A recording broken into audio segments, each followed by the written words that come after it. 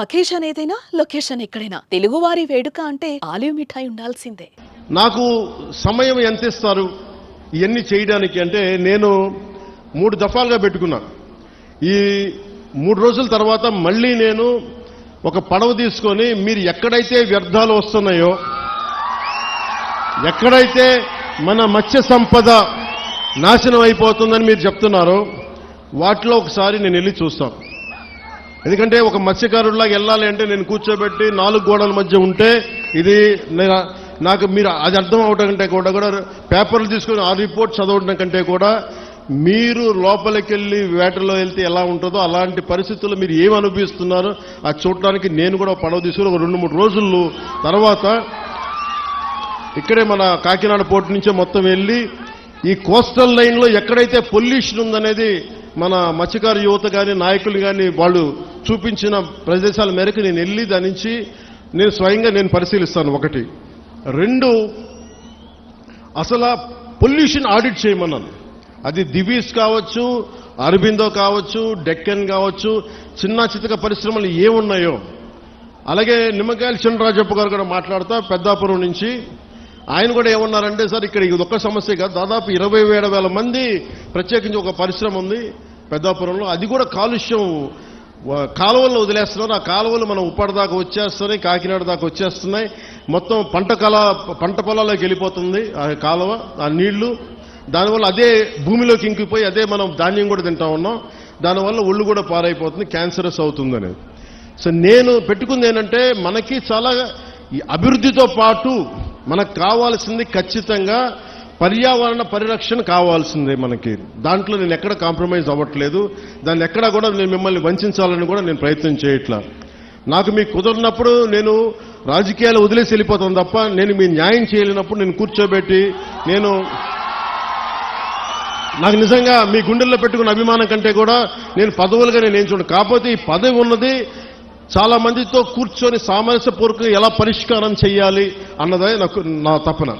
So నేనేం చెప్పానంటే, ముఖ్యంగా నేను చెప్పింది ఏంటంటే, అసలు ఎంత పొల్యూషన్ జరుగుతుంది ఆ ఆడిట్ని ఒకసారి చేయమని చెప్పాం. ఆడిట్ చేద్దాం, అసలు ఎంత కాలుష్యం ఉందనేది చెప్తే అందరూ అడిగారు. జగన్మోహన్ గారు మొత్తం సంఘాల నాయకులందరితో మాట్లాడి, అక్కడ ఉన్న యువతతో కూడా మాట్లాడి, ఈరోజు దాదాపు 100 మంది పైగా వచ్చారు. వాళ్ళందరితో మాట్లాడి మీ ప్రతినిధులుగా మేము అడిగింది ఏంటంటే, షణ్మోహన్ గారు కలెక్టర్ గారు కనీసం మాకు 100 days టైం ఉంటే దీని మీద యాక్షన్ ప్లాన్ చేద్దామని ఒకసారి, అంటే ఎలా చేద్దాం దీనికి సంబంధించి. ఎందుకంటే మీరు బోట్లు దెబ్బతినకూడదు, మీకు మీ వేటకి ఇబ్బంది పడకూడదని దీనికి ఏం చేయాలంటే ఒక ప్రాపర్ యాక్షన్ ప్లాన్, ఒక 100 రోజుల సమయం అని అడిగాం.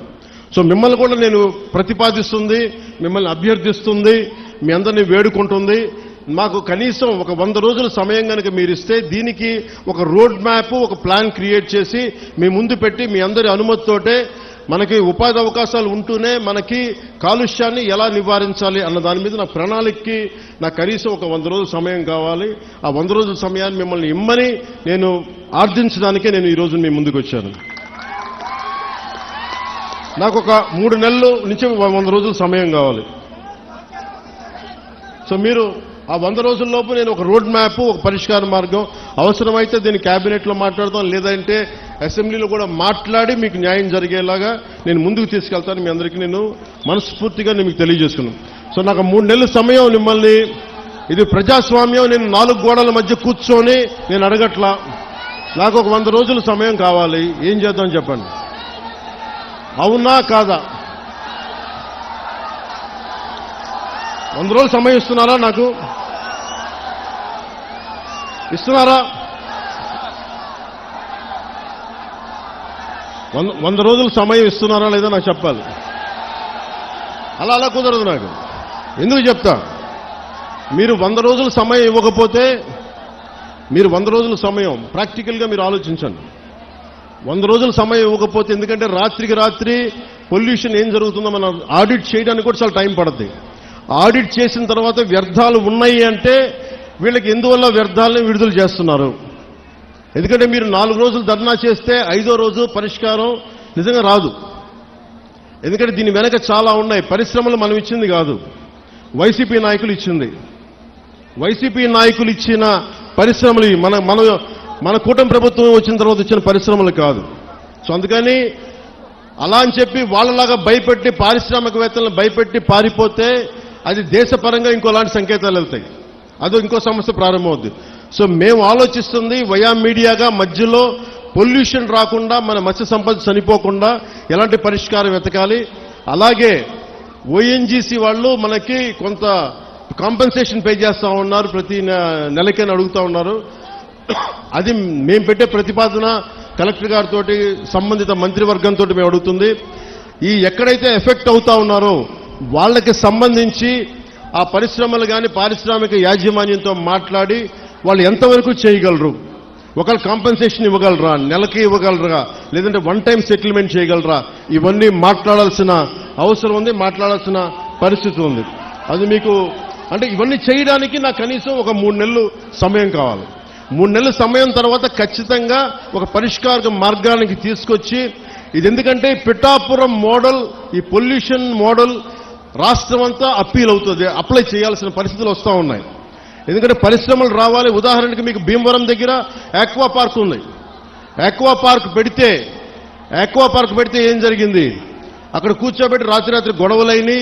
కానీ ఆక్వా పార్క్ పోలీసులు ఛార్జ్ చేశారు, కేసులు పెట్టారు, కానీ పరిష్కారం దొరకలా. మనకు అలాంటి పరిస్థితులు రాకూడదు. నేను ఒకటే చెప్పాను, జనసేన నాయకులు కావచ్చు, ఇంకే నాయకులకైనా కావచ్చు, ఎవరైనా సరే ఈ కాలుష్యాన్ని అర్థం చేసుకొని దీని మీద ఒక మీకు కథ చెప్పేవాళ్ళు కావాలంటే ఈ రోజుకి మీకు కూర్చోబెట్టి ఆకాశాన్ని చెప్పేస్తా, 3 రోజులు అయిపోతుంది సమస్య, నేను మాట చెప్పేయగలను.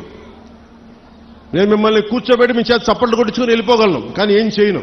అలా కాకుండా నేను 3 నెలలు ఎందుకు సమయం, 100 రోజులు సమయం ఎందుకు అడుగుతున్నానంటే, చాలా త్రికరణ శుద్ధిగా ఒక మీ సాటి మత్స్యకారుడు ఎంత కష్టపడుతూ అర్థం చేసుకొని దాన్ని ఉద్దేశంలో పెట్టుకొని మాట్లాడుతున్నాను. అందుకని నాకు మీకు ఒకటి చెప్తున్నాను, నిజం కురచా బొంకు పొడవ అంటారు. అంటే అబద్ధం చెప్పడానికి ఇంత చెప్తాం, అసలు మీకు మేమేం చేయగలం అని చెప్పట్లా. నిజం మీకు చేస్తానని చెప్తున్నా. మీకేం చెప్పా, మీకు నిలబడతానంటే నిలబడతా. మీకు రోడ్డు ఇక్కడ ఉప్పాడ ప్రొటెక్షన్ వాళ్ళు చేస్తారంటే చేస్తాం. దాన్ని కూర్చోబెట్టి మీరు రేపు నుంచి ప్రతి గంటకి ఏమైంది డేటా అంటే అలా కుదరదు. మీకు నా టర్మ్లో, నా టెన్యూర్లో మీకు చేసి పెడతాను. ఉప్పాడ ప్రొటెక్షన్ వాల్ వచ్చి తీరుతుంది. అలాగే అది నేను మన అమిత్ షా గారితో, మోడీ గారితో మాట్లాడుకుని తెప్పించగలను. ఇది చాలా మంది సంబంధించిన వ్యక్తులు, పారిశ్రామికవేత్తలు. దీనికి ఎందుకు 100 రోజులు అడుగుతున్నాను చెప్తా మీకు.